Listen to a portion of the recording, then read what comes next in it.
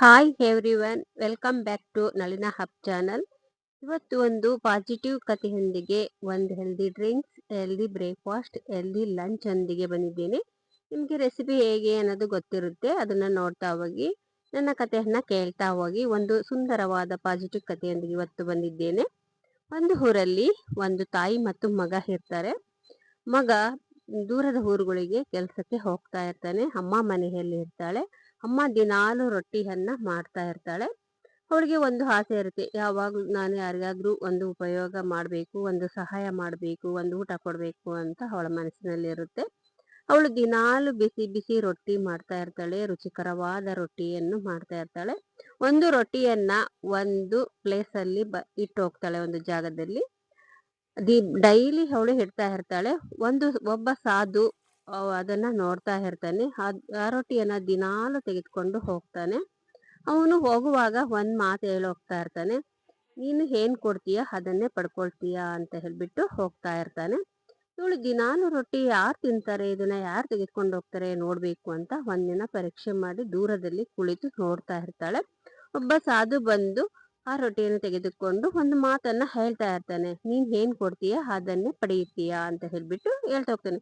ಇವನೇನು ದಿನಾಲು ಹೀಗೆ ಮಾತಾಡ್ತಾನಲ್ಲ, ದಿನಾ ರೊಟ್ಟಿ ತಿಂತಾನೆ, ಈ ತುಂಬಾ ದಿನ ಇದೇ ತರ ಮಾಡ್ತಾ ಇರ್ತಾನೆ.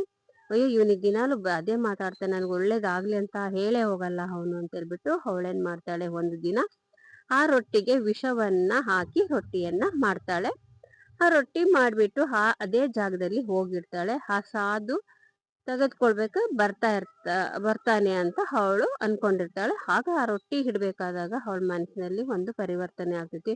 ಅಯ್ಯೋ, ನಾನು ತುಂಬಾ ಕರ್ಮ ಮಾಡ್ತಾ ಇದ್ದೀನಿ, ನಮ್ಮ ಪಾಪ ಮಾಡ್ತಾ ಇದ್ದೀನಿ, ಆ ಸಾಧುವನ್ನ ಸಾಯಿಸ್ಬಿಡ್ತೀನಲ್ಲ, ಬೇಡ, ನಾನು ಒಳ್ಳೇದೆಲ್ಲ ಮಾಡೋದು ಅಂತ ಹೇಳ್ಬಿಟ್ಟು ಆ ರೊಟ್ಟಿಯನ್ನ ವಾಪಸ್ ತೆಗೆದುಕೊಂಡು ಅದನ್ನ ಬೇರೆ ಕಡೆ ಬಿಸಾಕ್ಬಿಟ್ಟು ಮತ್ತೆ ಒಂದು ಹೊಸ ರೊಟ್ಟಿಯನ್ನ ಮಾಡಿ, ಒಂದು ರುಚಿಕರವಾಗಿ ರೊಟ್ಟಿಯನ್ನ ಬೇಯಿಸಿ ಮತ್ತು ಅದೇ ಬಂದು ಪ್ಲೇಸಲ್ಲೇ ಇಡ್ತಾಳೆ.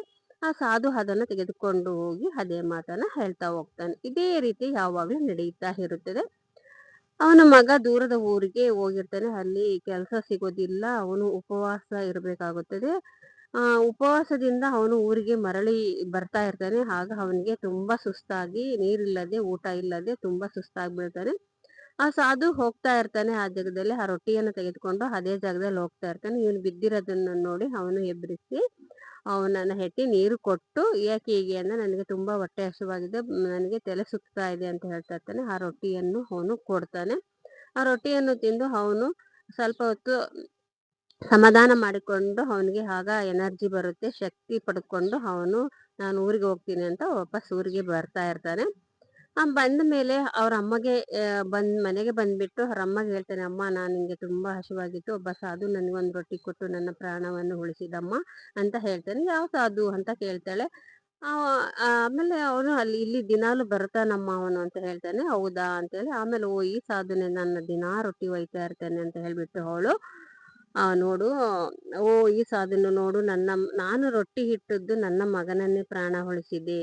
ಹೌದು, ನಾನು ಅವತ್ತು ಸಾಧುವನ್ನ ಕೊಂದು ಬಿಡ್ತಿದ್ದೆ, ಇಲ್ಲ ನೀನ್ ಸಾಕಿ ಆ ರೊಟ್ಟಿಯನ್ನು ನಿನಗ್ ಕೊಡ್ತಾ ಇದ್ದ, ನೀನ್ ಸತ್ತೋಗ್ತಾ ಇದ್ದೆ, ನನ್ ಮಗ ಸಾಯ್ತಾ ಇದ್ದ ಅಂತ ಹೇಳ್ಬಿಟ್ಟು ಅವಳು ತುಂಬಾ ಥಿಂಕ್ ಮಾಡ್ಬಿಟ್ಟು, ಹೌದು, ನಾವು ಏನ್ ಕೊಡ್ತೀವೋ ಅದನ್ನೇ ನಾವು ಪಡ್ಕೊಳ್ತೀವಿ. ನಾವು ಪಾಸಿಟಿವ್ ಆಗಿದ್ರೆ ನಮ್ಗೆ ಪಾಸಿಟಿವ್ ಆಗೇ ಇರ್ತದೆ. ನಾವು ಕೆಟ್ಟದನ್ನು ಬಯಸಿದ್ರೆ ನಮಗೂ ಕೂಡ ಕೆಟ್ಟದಾಗುತ್ತದೆ. ಇವತ್ತು ನನ್ನ ಮಗನನ್ನ ಕಥೆಯನ್ನ ನಾನು ನೋಡ್ದೆ, ನಾನು ತಿಳ್ಕೊಂಡೆ ಅಂತ ಹೇಳ್ಬಿಟ್ಟು ಅವಳ ಮನಸ್ಸು ಪರಿವರ್ತನೆಯಾಗಿ ಮತ್ತು ದಿನಾಲು ಅಲ್ಲೇ ರೊಟ್ಟಿಯನ್ನ ಇಟ್ಟು ಬರ್ತಾ ಇರ್ತಾಳೆ.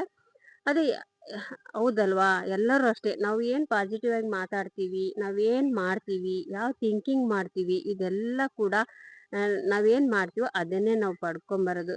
ಕರ್ಮ ಅಂತಾರಲ್ಲ, ಅದು ರಿಟರ್ನ್ ನಮ್ಗೆ ಬರುತ್ತೆ ಅಲ್ವಾ. ಇಷ್ಟ ತನಕ ಈ ವಿಡಿಯೋವನ್ನ ನೀವು ನೋಡಿದ್ರಲ್ಲ. ನಾನು ಒಂದು ಹೆಲ್ದಿ ರೆಸಿಪಿ ಪಾಲಕ್ ಜ್ಯೂಸಿನ ಡ್ರಿಂಕ್ ಮಾಡಿದ್ದೀನಿ, ರೊಟ್ಟಿ ಪಲ್ಯ ಮಾಡಿದ್ದೀನಿ, ಆಮೇಲೆ ಒಂದು ಬ್ರೇಕ್ಫಾಸ್ಟ್ ಮಾಡಿದ್ದೀನಿ, ಮೆಂತೆ ಮತ್ತು ಅವರೆಕಾಳಿನ ಬಾತ್ ಮಾಡಿದ್ದೀನಿ. ಈ ವಿಡಿಯೋ ನಿಮ್ಗೆ ಇಷ್ಟವಾಗಿದ್ರೆ ಕಮೆಂಟ್ ಅಲ್ಲಿ ತಿಳಿಸಿ ಅಂತ ಹೇಳ್ತಾ ಈ ವಿಡಿಯೋನ ಮುಗಿಸ್ತೀನಿ. ಮತ್ತೊಂದು ವಿಡಿಯೋದಲ್ಲಿ ಬರ್ತೀನಿ. ಎಲ್ಲರಿಗೂ ಥ್ಯಾಂಕ್ ಯು.